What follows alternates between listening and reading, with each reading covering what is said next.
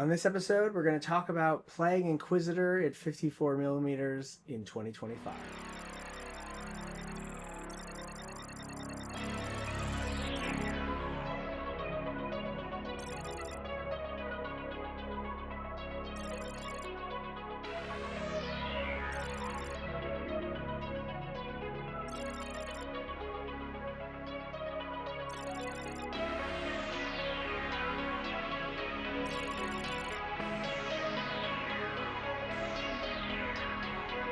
Hey there, scabby scummers and gangers. Crimson Oracle here with another episode of Dome Runners TV, doing the follow-up from last week, first episode of Roto Nova Open. Episode 2 is here, and I conveniently forgot when I was working on the first episode that I have a perfect topic for episode 2. I'm not going to tackle the terrain yet because I'm still working on some of it, and I want to show it off in the terrain video.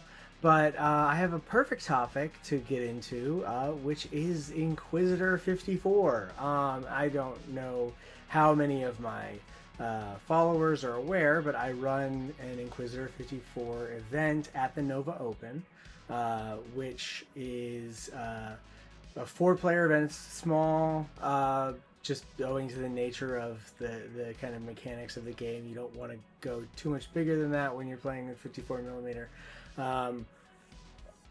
We'll see if we could expand down the road. It would involve someone else stepping up to help organize and run things. But regardless of that, it's a really fun thing that I do kind of as a love letter to that classic GW that kind of doesn't exist anymore and maybe never really existed, but like we kind of romanticize it, and it's well represented when we look at the systems from the kind of turn of the millennium, where you had Necromunda, Mordheim, and Inquisitor all as kind of this three-act kind of brilliant awkward RPG skirmish mashup renaissance that we had. And then the industry really got a lot more like, oh, well, we need to just kind of standardize, and RPG kind of mechanics aren't really it, and a lot of it moved away from that. And then it comes back in waves because the game stuff is like it's cyclical, just like any kind of cultural artistic trend. So now we find ourselves with a bounty of options for squad-based games that have RPG mechanics and all of that. There's a ton of stuff out there, and I think it's fantastic.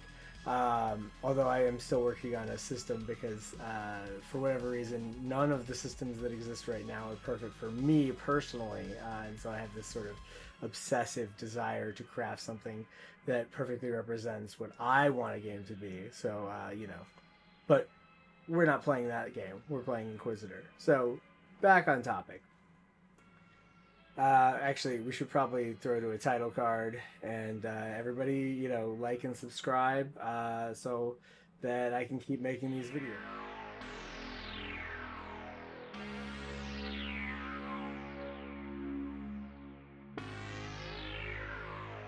Okay, so the first thing you gotta kind of tackle with Inquisitor 54 is, why are we playing this old game? I can't say that it's the best game system for the style of gameplay that it is. I think Necromunda is a more elegant system, but I think that playing in 54mm using the official rule set is a way to kind of pay tribute to this system that, while clunky, while flawed in a lot of ways, was it laid a lot of the groundwork for what would become Necromunda today. A lot of the if you go through the rulebook, one of the fun things about going through the Inquisitor rulebook is seeing all the different things that are in the Necromunda rules now that were only ever in the Inquisitor rulebook before that. Like, Necromunda has essentially imported everything from Inquisitor into the game system, and now can run Inquisitor completely, pretty much 1-to-1. with all the added benefit of points and modern rule writing and the tweaks and all of that, and the much less complicated activation system and all of those things. So the reason we play Inquisitor 54 in 54mm is because it exists and because it was important, and it's a way of recognizing that and paying tribute to it and putting a focus on it and seeing, kind of kicking the tires, seeing if there's anything in there that we're missing that we could, resurrect and do something with. So the first thing of why is because we can. It's a rule set that's free. Anyone can get it. With 3D printing, 54mm models are not difficult to come by anymore. And if you have someone who is like an absolute lunatic, you might even wind up with actual 54mm terrain. I'm the lunatic.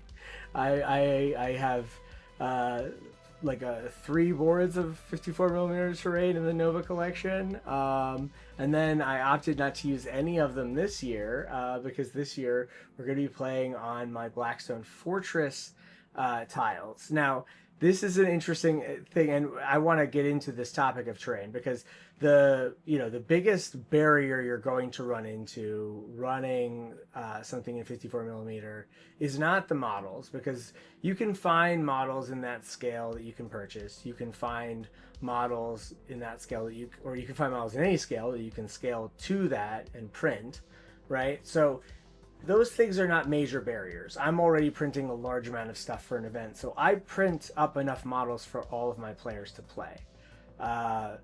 So on the mini side, that's how I approach it. You can have them build and bring their own models, but you have to, you're gonna constrain how many people come to your event if you're limiting it that way. Now, I'm only running it for 4 people. It's not the same level of commitment as like if it was trying to run something bigger. But I don't necessarily know about how you would run something larger unless you had multiple like DMs that you could break up the event between. Maybe I could see doing that. But otherwise, I would seriously recommend playing with a more streamlined rule set. And at that point, why not just play Necromunda in 28mm, where we have such an incredible range of models and supplies and all that stuff. So then you're just like right back to Ink 28, right? But we want to play Ink 54. So there's a couple different ways you go with terrain. Obviously, you can scratch build stuff. It's not hard. You're just scaling up your 28mm templates for like card buildings and stuff by, you're scaling it up by roughly 100% on both axes or all 3 axes, which is a significant increase. You really makes you think about what the effect of the cubing something is when you scale it up and you see how big just doubling something in volume is.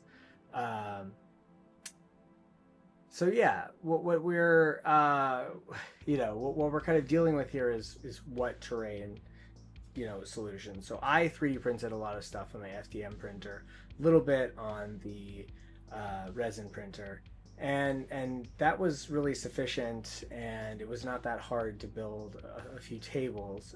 And you have to remember that Inquisitor is a game about investigation and delving, so you want to have NPCs and you want to have opportunities for both dialogue and violence as like a means of getting people to answer questions or reveal information.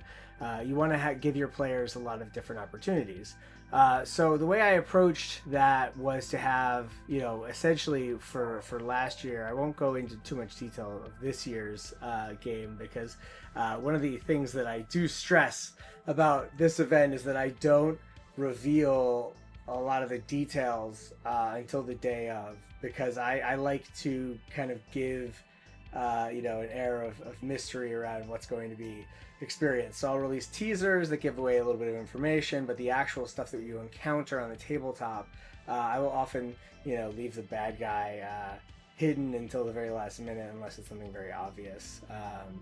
So last year they were investigating the assassination of a planetary governor, and they worked their way through a cult that had infiltrated the local Ministorum, and they wound up in the Underhives with a bunch of Zangors and Tzeentch worshippers, and we had a whole brouhaha with a Herald of Tzeentch, which was a model that I absolutely adored from Bestiaire Miniatures.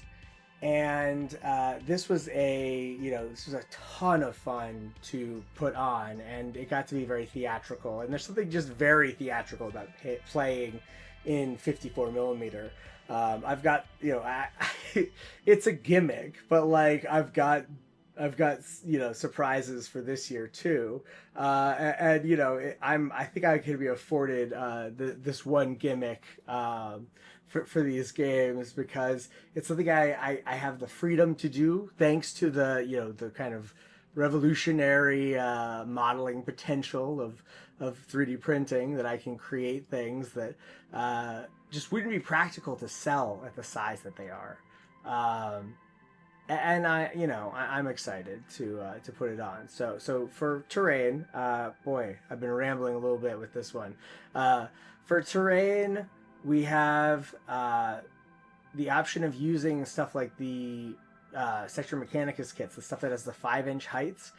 Those floor heights are tall enough that it's really only very small details that are distinctly 54 millimeter. I have seen Dreadquill Rob post many pictures of playing 54 millimeter games on the Sector Mechanicus terrain, and it looks fine. The Zone Mortalis terrain, if you go up 2 levels, it's similarly decent, although I do think that the size difference shows more in that set, and that's why I did make my slightly ridiculous 54 millimeter Zone Mortalis terrain. But it was fun, and that's the main reason. And as is kind of my unofficial motto, anything worth doing is worth overdoing. Plague Inquisitor, it's about creating an opportunity for storytelling.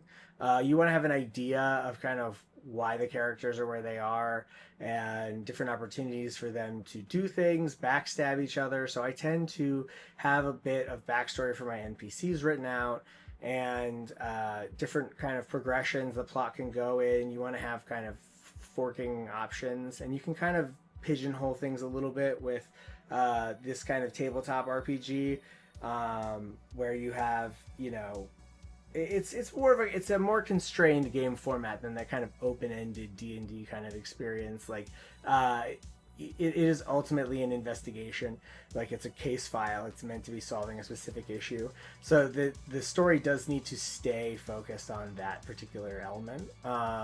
So I guess we've kind of moved on past the topic of terrain and into what I was going to get into next, which is, kind of how you create your story. So when it comes to Inquisitor, it's a game system that really rewards having a lot of different ways to solve problems. So I would recommend having, an idea as the DM for duplicate ways to access information, right? Ways to kind of nudge people in one way or another.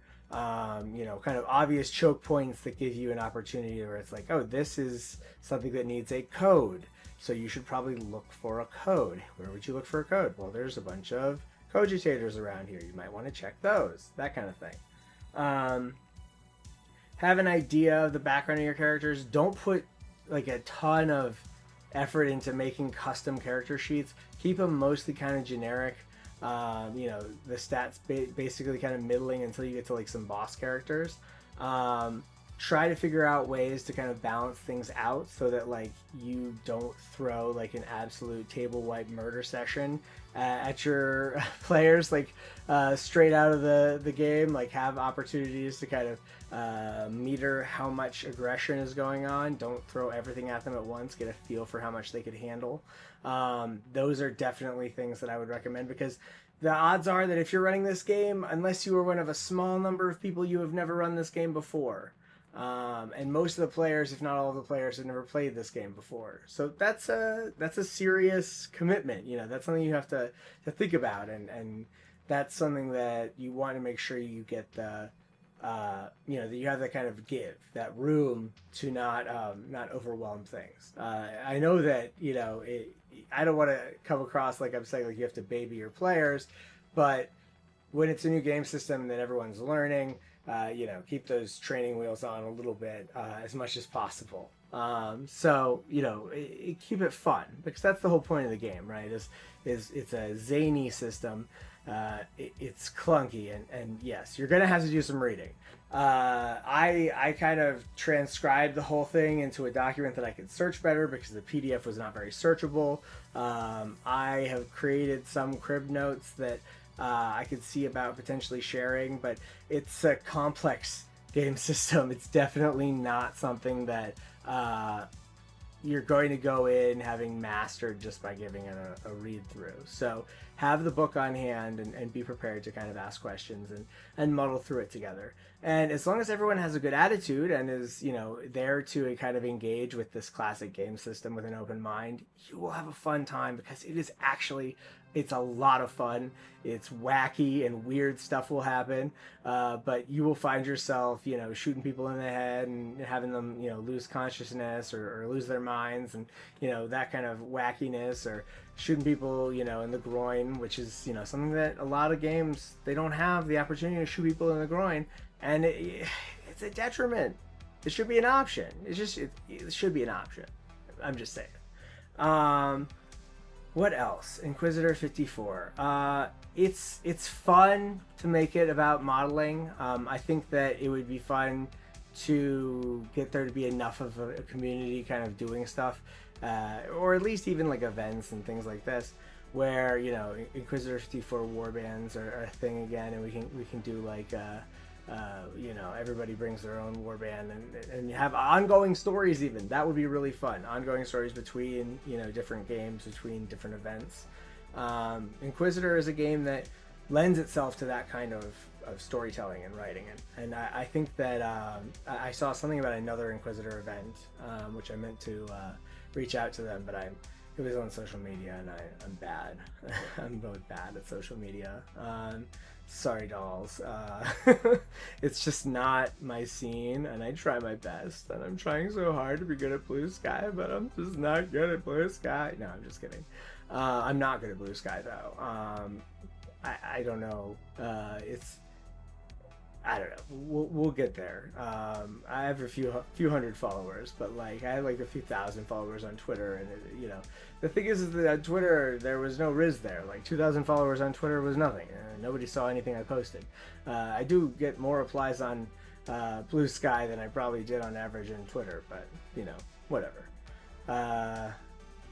Regardless, I think that about covers everything I wanted to say in terms of the Inquisitor and tackling it as like a what to do with this game in modern times. If you want to have like a polished well run, like top of the line game experience, you want to potentially have like dozen players show up and participate, use Necromunda, play Inquisitor 28. But if you want to have a batshit crazy time that is nothing like anything that you could experience, go ahead and try Inquisitor, because it is a very unique game. So that about does it. Wraps this for this episode. Thanks for everybody for watching. I am still working on that longer video essay, and I should have more episodes up soon about various things, dealing with Nova and other things. I appreciate everyone who's stuck around. Glad to be back from that kind of extended hiatus and trying to put these out more or less on a weekly or bi-weekly basis. We'll see. We'll see what I can maintain. Getting kind of hot in here. So everybody have a wonderful end of your summer. I'm excited for Nova coming up. Thanks to Karl Casey at Wipeout Audio for providing the show's music. And thank you to Tyler Anderson, Kevin Fowler, and Bjorn Venable Schwartzbach for serving as Venator supporters on Patreon. And thanks to all the rest of my patrons as well. I'm hoping to have new episodes of the Dome Runners up soon. Specifically, I'm going to be tackling the books for the Squats and the Nomads. And of course, everybody out there, please stay safe and don't forget to change your paint water.